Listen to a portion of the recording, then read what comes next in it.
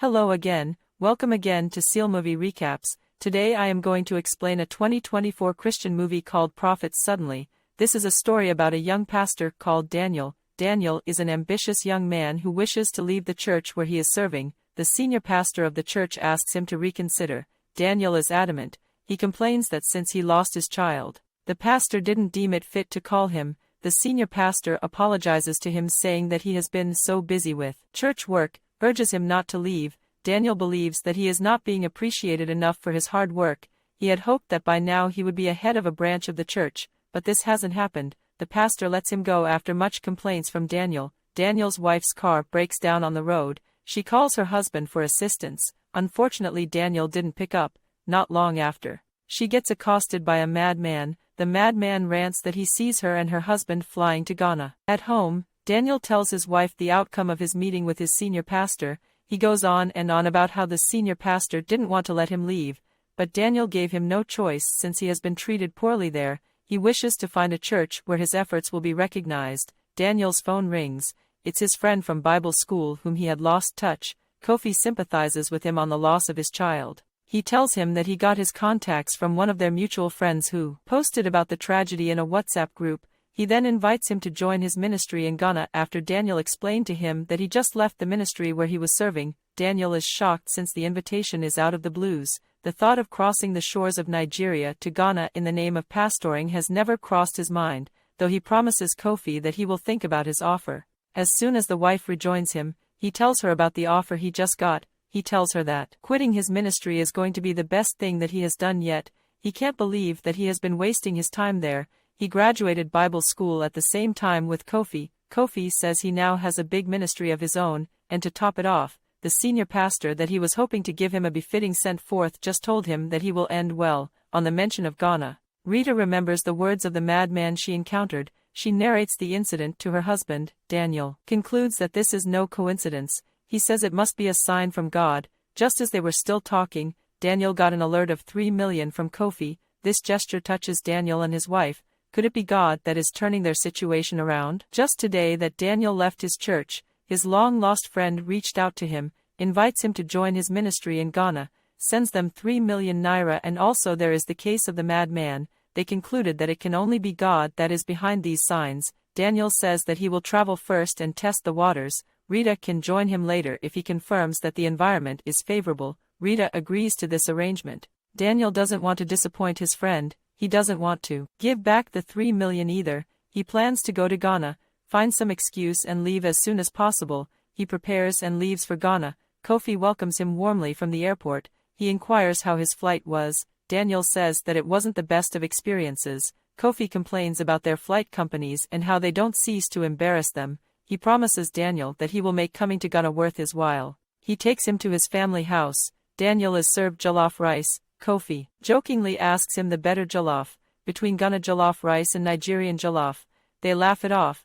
Kofi brought up the issue of Daniel's former church. He says that he would have handled things a bit different if it was him in Daniel's shoes. He would have dealt greatly with the guy. Daniel is just happy to put those incidents in his past. Daniel boasts that his spirit doesn't lie. He believes that his decision to come to Ghana wasn't difficult because he knows that it's God ordering his steps. Kofi reminds him that tomorrow is Sunday and that he must corporate. He asks what Kofi means by that he must corporate. He ignores him and asks a young lady to join him for some special prayers during Sunday service. Kofi surprises Daniel by incorporating him in his prophesy sessions. Kofi pretends like they had never met and brings Daniel out pretending to know details about a random church member. He went further to say that Daniel has kidney problem and his wife's family has history of madness. Being in the spotlight, Daniel has no choice than to concur with what the pastor is saying to be the truth. Kofi then went further to say that Daniel will serve him. As Daniel serves him, all his problems will be solved. With all he has said, he then urges the congregation to run with their seeds to the altar. People rush to drop offerings to the altar. After the church service, Kofi commends the actors for their performance during the service. He shares money to them according to their performance. Daniel is surprised by the turn of events. He gets his share. He asks what it's for. Kofi tells him that he did exceptionally well. He tells Daniel that he will accompany him to many countries for services like the one that he just witnessed. Kofi invites Daniel to celebrate their achievements by the pool side. There he explains that his intentions are not bad. All he does is to ignite faith in the hearts of his members. Many have claimed to have gotten their healing after the actor's performance. Kofi recalls a time when he faked a miracle. A woman who was brought in a wheelchair was healed. He tells Daniel many people claim to have gotten their healing after that incident. The lady gets paid. After the service, he merely inspires faith in the souls of church members. Kofi becomes emotional as he recalls this to Daniel, who was curious to know the need for faking miracles. Back home, Rita sees the broadcast of the church service. She is shocked by the things she hears the pastor say about her and her husband. She can't believe her ears, so she places a call to Daniel. Daniel calms his wife down after hearing the tone on her voice. He explains that it's merely a strategy Kofi uses to inspire hope and faith in his members, and faith activates miracles. He goes on to say that if not for those performances, members will not attend church services. Rita could not believe that her husband agreed to be said to have kidney problem just for the sake of miracles. Rita joins her husband in Ghana a short while after. She is marveled by how beautiful the apartment that was given to them is. She is really happy to join her husband after the short separation. Kofi comes to welcome Rita to Ghana. He is mesmerized by Rita's radiant beauty. He compliments her and promises her some special prayers in order for her to attain her full potentials. Next, Kofi takes Daniel to meet the head of the syndicate that his church is affiliated to. The secretary of the lady receives them warmly. She asks if they are together. Kofi affirms this. Kofi gives Daniel a rundown on how things are done. The head of the syndicate is the one that supplies his church with the actors that they make use of. During their services, the head of the syndicated learns of their arrival from her aide and goes to meet with them. Kofi continues to educate Daniel on the importance of the partnership that he has with the syndicate. Though Daniel is skeptical, he agrees with what Kofi says. The lady is angry that Kofi brought in a stranger into her inner chambers. She dismisses Daniel in order to address Kofi in private. She is not at all happy that Kofi decided to bring in a total stranger. Kofi tries to explain that he means nothing by it. He just wishes to show Daniel around since he is going to be working closely with him. Kofi has gone on tour to numerous countries with the actors she supplied him but didn't deem it fit to pay her. She asks for her money. In Kofi's defense, the actors that she supplied didn't do a good job. She reminds him that the agreement was that she gets paid for every trip he makes with her actors. He claims not to have made any profits from the tours. Kofi gets angry when he noticed that the lady has raised her tone in anger. He demands to be accorded the respect of the most influential pastor in the whole of Africa. She promises to deal with him as he walks out in anger. Kofi takes Daniel to a lady's house who needs special prayer. Daniel fell asleep where he was asked to intercede from the living room while Kofi and the lady went into the bedroom. The next Sunday, as usual, Kofi brings out an actor in the name of Prophesy. Things gets heated up when the lady goes off script. She refuses to cooperate with pastor. She debunks all the things that the pastor says about her life, thereby embarrassing the pastor in front of the whole church. This action of hers creates doubt about the authenticity of the pastor in Daniel's mind as well as other church members. The pastor was left with no other option than to push the lady away. Kofi is puzzled. Who could have done this? He knows that the lady is an actor, yet she was speaking as if she doesn't know the script. To make matters worse, the shameful incident that Kofi would love to put past him gets the attention of the media. Millions of people are viewing it online. This devastates him even more. Shortly after, he gets a call from the syndicate lady. She tells him that she is the reason behind the scandal. She says that it's a tip of the iceberg if she doesn't get her money. Kofi threatens to make her pay. Daniel is of the opinion that Kofi pays off the lady. He even opts to contribute to the money from his savings. Kofi wouldn't hear of it. He says he will do no such thing. He vows to deal with the lady. Rita stumbles upon a trending video on the internet about some ladies claiming that the man of God Kofi violated them. She shows it to Daniel. He defends Kofi, saying that she recognizes one of the ladies to be the secretary of the head of the syndicate. He believes that it is a plot to bring down the innocent man of God. He tells his wife to stay away from such fraudulent news from social media. Daniel goes to see Kofi. He tells him that he supports him in this time of trial. Daniel has complete faith in Kofi. Kofi shows him the threatening message he got from the syndicate lady, where she says that she is not finished with him. Daniel says that he knows that Kofi is innocent. He mentioned that he told his wife the same.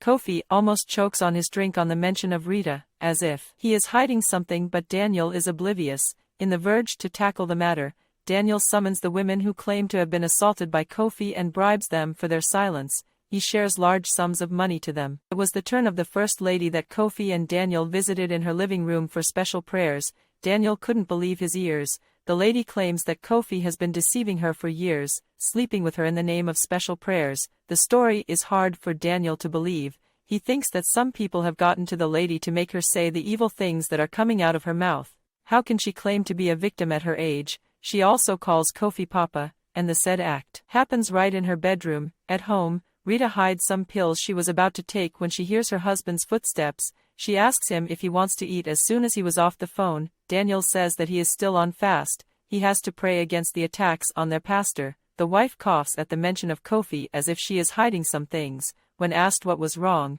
she says that she has sour throat and chest pains. All of a sudden, she starts crying, saying that she wishes to go back to Nigeria. Daniel consoles her as she cries, not knowing the real reason behind her tears. During the meeting between Daniel and some executives of the church, there were reasonable doubts brought up by the members of the church. They all had their suspicions and doubts about the man of God. The recent scandal solidified their take on the pastor. Daniel is still defending Kofi with every breath in him. He is so sure of his innocence. He believes that the attack on the man of God is just tribulations and would blow over soon. Next we see Kofi confronting the syndicate lady about her actions. She shows him evidence of his money laundering activities. Apparently, she keeps dirts on all her clients for occasions like this. It is at the point when she showed him evidence of his various sexual escapades that he kneels down to apologize. He knows that he is completely finished at this point. The lady is just determined to ruin him for his insubordination. His pleadings fell on deaf ears. The next thing, Rita gets accosted by the same lady. She lets herself into Rita's car to scare her. She tells Rita to let Daniel know that she will be coming for him too. She informs her husband as soon as she returned home. In the midst of their discussion, Rita breaks down in tears. She confesses to him that the baby in her womb is not Daniel's. Daniel is bewildered. Rita goes on to say that one of the times that the pastor sent him to represent him outside town, Kofi came to the house in the guise that he came to check a damage claim. He forces himself on her on gunpoint after Rita innocently let him in. He threatened to kill them both if she ever said anything. Daniel is in tears. He can't believe he has been oblivious to the happenings around him. To make matters worse, he even took his wife to Kofi's house as soon as he found out that they were expecting. Thanking him for the miracle of a child after the doctors told them they couldn't have any more kids, he laid his hands on them and prayed for them. She apologized to him for keeping such a big secret from him. After listening to Rita, Daniel rejects her apology, walks out angrily, determined to tackle the situation by confronting Kofi. In his car, Daniel ponders what to do. He contemplates whether to go back and reconcile with his wife or storm off to Kofi's house. He decides to do the latter, hoping to reconcile with his wife as soon as he comes back, not knowing that the wife will commit the unthinkable. Kofi's house is devoid of any soul. Seems the man has fled for his shitty life. Not long after, some policemen come along and arrest him. Don't forget to like, comment and subscribe for more contents like this.